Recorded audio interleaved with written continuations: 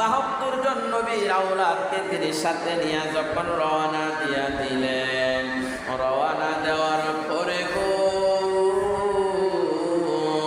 প্রতিমধ্যে একটা খ্রিস্টান পরিবারের সাথে ওনার দেখা হলো। খ্রিস্টান পরিবারের সাথে ওনার কথাবার্তা হইল।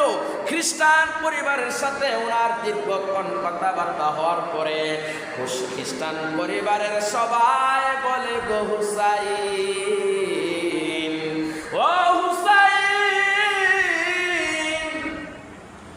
ও হুসাইন, অনেক বছর ধরে আমরা অপেক্ষায় ছিলাম তোমার হাতে আমরা কালেমা পড়ে মুসলমান হব।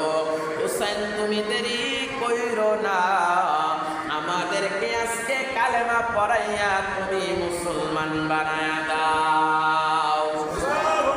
খ্রিস্টান পরিবারটা মুসলমান হয়ে গেছে রে বাবা। মুসলমান হওয়ার পরে গো তখন তারা জিজ্ঞাসা করতেছে, হুসাইন আপনি কোথায় যাইতেছেন?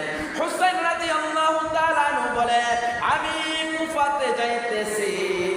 কুফাবাসীরা আমারে দাওয়াত করে দিতেছে, আমি কুফাতে যাইতেছি। এই কথা বলার পরে গো ওই খ্রিস্টান পরিবারের যারা মুসলমান হয়েছে তারা বলে, আমাদেরকেও আপনাদের সাথে নিয়ে যান, আমাদেরকেও আপনাদের সাথে নিয়ে যান, আমরাও আপনাদের সাথে কুফাবাসীতে যাব। হুসাইন রাদিয়াল্লাহু তাআলা আনহু বলে, তোমরা মাত্র এখন মুসলমান হইলা, তোমরা এখনই আমার সাথে কুফাতে যাইবা। হতে পারে গো এই কুফাতে যাওয়া আমার শাহাদাতের নজিরা হতে পারে, এটা আমার শাহাদাতের শেষ হতে পারে। তোমরা যদি আমার সাথে যাও, তোমরা যদি শাহাদাত বরণ করো। ওই মুসলমানগুলো বলে, হুসাইন, তোমার সাথে যদি আমরা শাহাদাত বরণ করতে পারি, এর চাইতে সৌভাগ্য আর কোনো হতে পারে না।